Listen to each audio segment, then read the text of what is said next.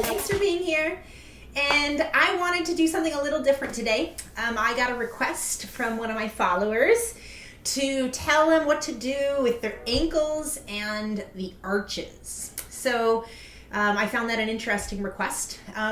I can't say I know a lot of exercises for this particular area, but I will say that in Chinese medicine or in Chinese philosophy, they say the qi or the energy kind of comes in through our ankles and our wrists. And so making sure that these areas are malleable and flexible is very, very important for the overall fluidity of the qi energy through your body. And you want to make sure you're doing something about your ankles. We have a lot of pressure at the ankles and at the arches, and the muscles in the thighs, in the shins, actually relate back to the arches.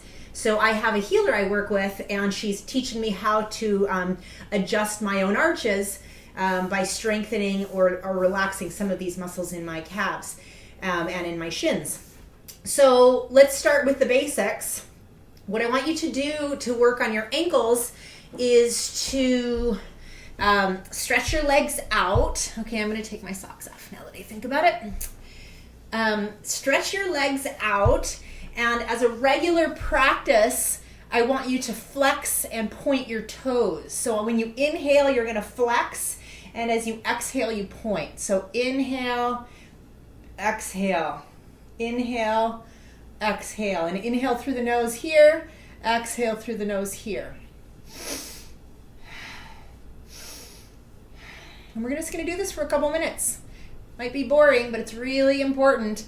Inhaling, exhaling, inhaling, exhaling, inhaling, exhaling. Good.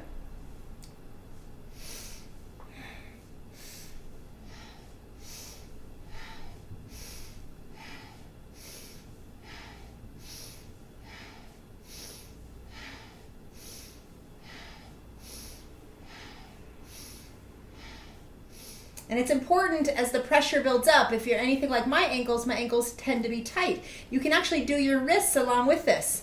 So inhale, exhale, inhale, exhale, inhale, exhale. And what you're doing is you're consciously bringing attention to these joints that do a tremendous amount for us. These weight-bearing joints, you know, how much we do with our wrists and our ankles, and we don't give a lot of attention to these parts of our body. So it's just really important to cultivate a conscious practice opening up these areas of the body. So like my ankles are starting to hurt. Very common. Stay with the breath, okay? Anything that doesn't get a lot of our attention is going to ache until we put more attention in those areas, yes? So make sure you're breathing and exhale to the parts of your body resisting these movements. Yes?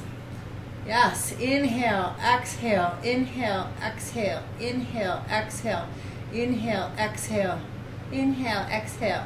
Good, keep it going. Okay, inhale. Flex completely, spine straight. Beautiful, exhale. Okay, another one I want you to do regularly is twisting the ankles and the feet. Okay, and the ankles and the wrists. So just like we do when we come out of a Kundalini set, we rotate the ankles and wrists. You can do this as a regular practice. Okay, you can do this while you're lying down, so it's not as much pressure to lift the legs up. And make sure you're doing it in both directions. So I would do at least 1 minute in one direction, and I would do at least 1 minute in the other direction. And again, you're cultivating a regular practice here to open up these parts of the body. Now for the arches, another thing you can do is take your hand into a fist and actually pound the arch and put some attention on it that way, and you can actually do the whole foot. Remember, the entire nervous system, all of the nerves end at the bottoms of the feet, the hands, and the eyes.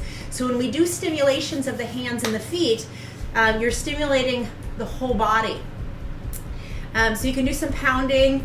Another really good exercise in general is to kind of rotate the hands over the kneecaps, okay? That'll help to bring circulation through the joints. pounding the other arch. Okay? So hopefully this exercise helped you. Okay, pretty good. All right, the last one, I'm gonna have to change my camera view here, but this will help to develop strength in rebuilding the arch. And what's helpful or what's best is if you hold a chair or a high table type thing, and you're just going to raise and lower yourself, like into a tippy toe and then back down. Okay, so let's see what we can do here. I have to change my view. Here is a chair. Let's see how this works, okay? You're not going to see me, but I'm going to go for it anyway. You're just going to practice like this. You're going to rise and down, and rise and down, and rise and down, and rise and down, and rise and down. Okay? And I would suggest you do that for a couple of minutes a day as well, and that will help to support the arches. We don't do it a lot, but you should do it a lot. You know, frog pose can also really help because we're in this arch pose, so you're balancing on the balls of the feet, and you're going to stay on the balls of the feet as you inhale up and exhale down. So this also helps to support the arch. My exercise that I do for the arches is the one with the chair. So I raise and lower. So any time that you're really actively working on the ankles and the arches, going from a tippy toe to a flat foot to a tippy toe, okay? So you can also just do it from a standing posture. You can go up and then down, and then up and then down, and then up and then down, something like that, okay? I hope you enjoyed this. Give me a comment. Let me know how you liked the ankles and the arches video that I made for you today. And in addition, do me a favor and spread the love. Let somebody else know that this broadcast happens, and send them over to my YouTube channel and subscribe and help me increase my followers. And if you're just learning about me, check me out over at GarunaShan.com. Thanks for being here, and I'll see you next week.